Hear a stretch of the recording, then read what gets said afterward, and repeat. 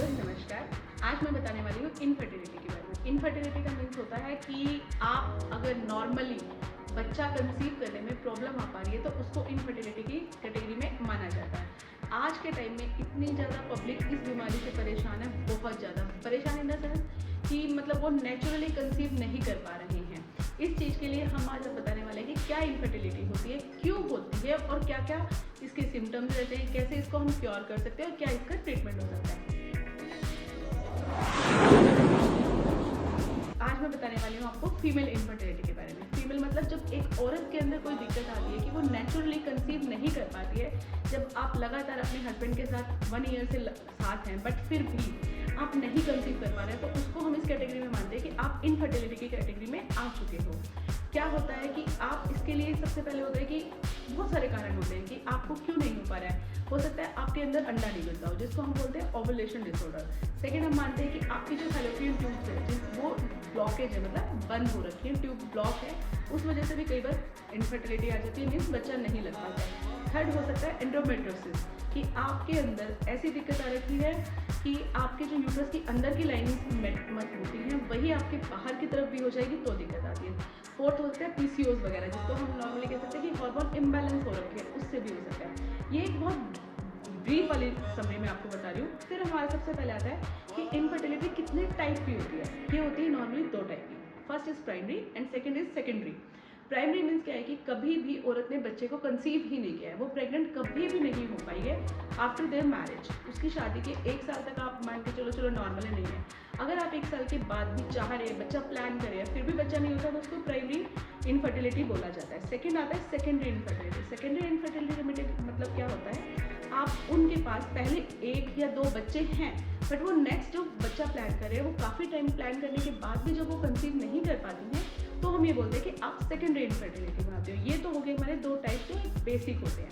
Then इसका आता है सबसे मेन कि कॉजेज क्या होते हैं, कॉजेज ऑफ फीमेल इनफर्टिलिटी, मतलब एक औरत क्यों नहीं बन पाती है। सबसे पहला आता है कि ओवुलेशन डिसऑर्डर। ओवुलेशन डिसऑर्डर का मतलब क्या है कि जो हर महीने औरत को जब पीरियड्स आते हैं तो उसके बीच वाली साइकिल में, मतलब 10 से 15 दिन के बीच में उसका अंडा बनता है और वो अंडा जब ट्यूब से बाहर आता है, मतलब ओवरी से बाहर आके ट्यूब के थ्रू देन वो यूट्रस में आता है, तब वहाँ पे वो स्पर्म से जब मिक्स होता है तो जाके एम्ब्रियो बनता है, मतलब बच्चा लगता है।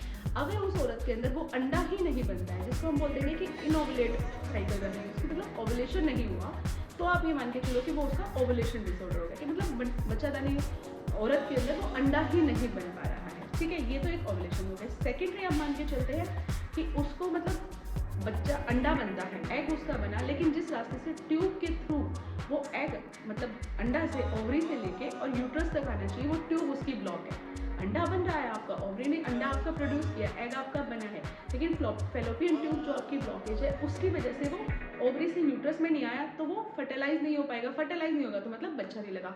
सेकेंडरी रीजन ये होता है जो मेन रीजन माना जाता है।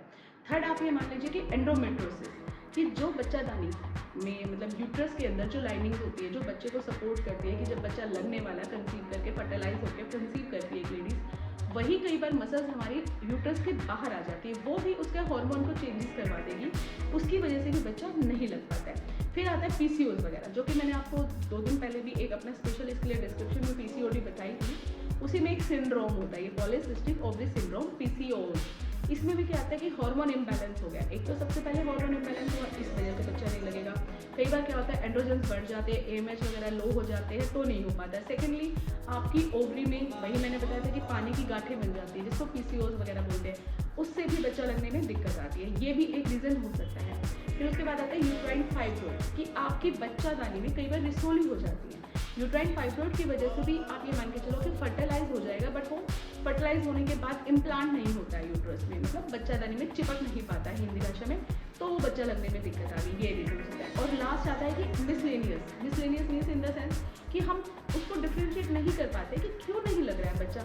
वो अननोन रीजन होते हैं, बहुत सारे ऐसे रीजन होते हैं कि जो मैं मतलब हम तो क्या मेडिकल टर्म्स आपको एक्सप्लेन नहीं कर सकते कि बच्चा क्यों नहीं लग रहा है। आप सारी तरह से परफेक्ट हो बट फिर भी नहीं लग रहा है। एक सबसे मेन रीजन और होता है एज। अगर किसी औरत की एज मोर देन 35 है, मतलब 35 के बाद वो क्रॉस कर चुकी है, तो भी उसको नेचुरली कंसीव करने में कई बार प्रॉब्लम आ सकती है। मैं ये नहीं कहती कि रेगुलर है, बट कई बार उसको ये प्रॉब्लम आ सकती है। ये तो हमारे हुए रीजंस कि किस वजह से ऐसा होता है। फिर इसके सिम्टम्स क्या होते हैं। सिम्टम्स में तो आप देखो बेसिक सी बात है, सबसे पहला सिम्टम तो ये है कि भाई वो बच्चा ही नहीं लग पा रहा है। बच्चा नहीं लग पा रहा है तो ये दिक्कत आ रही है। इसमें कैसे हो सकता है कि उसको जो उसके पीरियड्स है वो इरेगुलर है। इरेगुलर मतलब हो सकता है वो 20 दिन से पहले आ जाते हैं, ये मोर देन 35 डेज है। जब ये वाले पीरियड्स की साइकिल रहती है कि किसी को 20 दिन से पहले आ जाए और 35 डेज से ज़्यादा हो जाए तो मतलब वो उसमें उस साइकिल के अंदर उसको अंडा नहीं बना, ओवुलेट वो नहीं हुई है, इसका मतलब वो साइकिल उसकी खराब जाएगी, बच्चा नहीं लगेगा। सेकेंडली हो सकता है कि आप खाना पीना मतलब अच्छा नहीं खाते हो, खाने पीने का भी इस चीज़ पे बहुत ज़्यादा इम्पैक्ट पड़ता है। इम्पैक्ट इन द सेंस कि कई बार क्या होता है कि बहुत अल्कोहलिक होते हैं, स्मोकिंग होती है, या बहुत ज़्यादा आप ऑयली फूड, स्पाइसी ये चीज़ें के खाने खाते हो तो भी आपकी लाइफस्टाइल की वजह से आप कंसीव करने में प्रॉब्लम हो सकती है। तीसरा होता है कि मिसकैरेजेस बहुत ज़्यादा होने लग जाता है कि बच्चा लग भी जाता है तो भी उसको रिकरेंट मिसकैरेजेस हो रहे हैं, अबॉर्शंस वगैरह हो रहे हैं, प्रेगनेंसी लॉस होता रहता है, तो ये हो सकता है।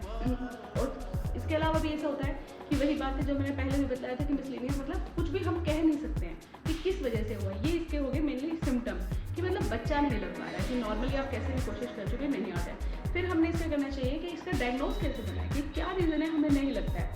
सबसे पहले डायग्नोज में तो आता है कि आपको हस्बैंड और वाइफ दोनों की काउंसलिंग करनी पड़ेगी। आपको पूछना पड़ेगा कि किस में से ज़्यादा दिक्कत है, हस्बैंड में दिक्कत है या वाइफ में दिक्कत है। उन दोनों को जब आप कॉमनली कोई भी डॉक्टर उनसे काउंसलिंग करेगा तो आप उस चीज़ को रूल आउट कर पाओगे कि ज़्यादा दिक्कत किस में आ रही है। अभी हम इसमें मेन बात करें औरत के लिए, फीमेल में।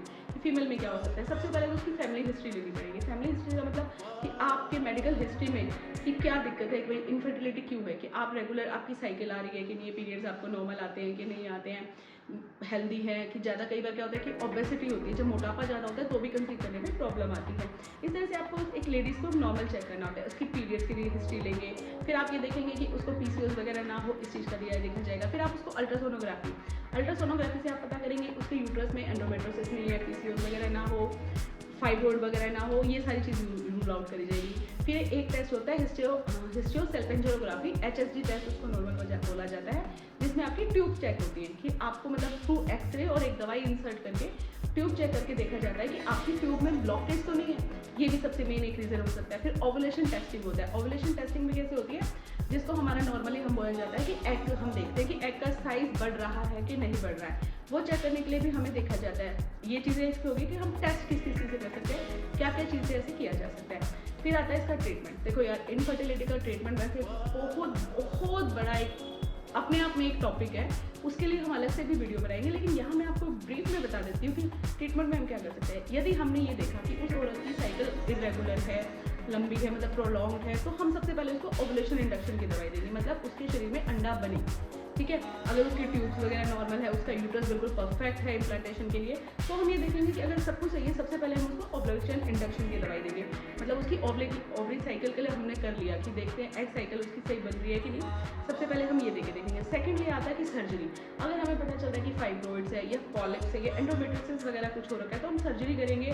कि अगर ब्लॉकेज है तो भी उसमें सर्जरी के थ्रू भी प्रोसीजर होता है कि हम ब्लॉकेज को हटा सकते हैं, रिमूव कर सकते हैं, ताकि फेलोपियन ट्यूब से एग जो है वो प्रॉपरली आ सके यूट्रस के अंदर। तीसरा आता है artificial ART, assisted reproductive technology. उसमें बहुत सारी चीज़ें आती हैं, IVF आता है, IUI आता है, ये काफ़ी सारे टर्म्स हैं जिसमें कि मतलब आप ये मान के चलो कि प्रोसेस होते हैं। ये एक बहुत वास्ट सब्जेक्ट है, वैसे तो हम अलग अलग भी बनाएंगे, बट आज मैं आपको थोड़ा सा डिटेल में बता रही हूँ कि IU का मतलब क्या होता है, इंट्रा यूट्राइन इंसेमिनेशन, कि आपके बाहर हमने क्या किया, एग लिया, स्पर्म लिया, देन उसको फर्टिलाइज करवाया बाहर ट्यूब के अंदर, एंड देन आपके अंदर इंसेंट कर दिया, तो उसको IUI बोला जाता है। I2 में होता है इन विट्रो फर्टिलाइजेशन, कि बाहर आप दोनों चीज़ों को बाहर ही लेके देन हम करते हैं, उसको IVF के अंदर माना जाता है। एक सरोगेसी भी आता है कि सब कुछ ही मतलब मदर कंपैटिबल नहीं है, कि मदर के अंदर ही दिक्कत है, कि यूट्रस उसका इतना परफेक्ट नहीं है, तो सरोगेसी के थ्रू भी मदर मतलब अपना कर सकते हैं। उसके बाद आता है लाइफ चेंजेस। लाइफ चेंजेस का मतलब क्या होता है कि आप प्रॉपर योगा करो, मेडिटेशन करो, तो भी आप ये मान सकते हो,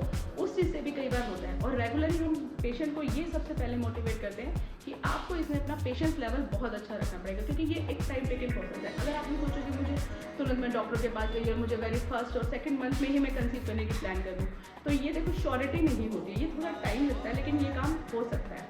इसीलिए जब भी सबसे पहले अगर आप इनफर्टिलिटी के लिए किसी डॉक्टर से कंसल्ट करने वाले हो, आप दोनों को, अपने पार्टनर्स को साथ जाना चाहिए। इसमें सबसे पहले तो ये आता है कि काउंसलिंग में हस्बैंड एंड वाइफ दोनों जाएं और दोनों अपना देखें कि किस में क्या दिक्कत है।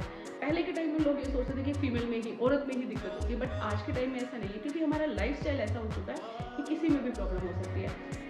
आज के लिए सोचती हूँ कि इनफर्टिलिटी के बारे में जो मैंने बताया वो आपको काफ़ी यूजफुल लगा होगा। अगर इनकेस आपको कोई क्यूरियोसिटी हो, कुछ पूछना चाहते हो, तो प्लीज़ मुझे कमेंट करें। आपको अब इससे रिलेटेड वीडियोस और भी बनाती रहूँगी, प्रॉपर टेक्नोलॉजी के बारे में भी, मतलब किस तरह से क्या हो सकता है, कि IVF क्या होता है, IUI क्या होता है, किस में से ज़्यादा अच्छा रहता है, किसका क्या बेनिफिट होता है, किसके कितने रिजल्ट अच्छे पॉजिटिव होते हैं। मैं आपको वो सारी चीज़ें धीरे धीरे बताऊँगी, क्योंकि अभी मैंने आज इनफर्टिलिटी शुरू किया है और इनफर्टिलिटी बहुत बड़ा टॉपिक है यार।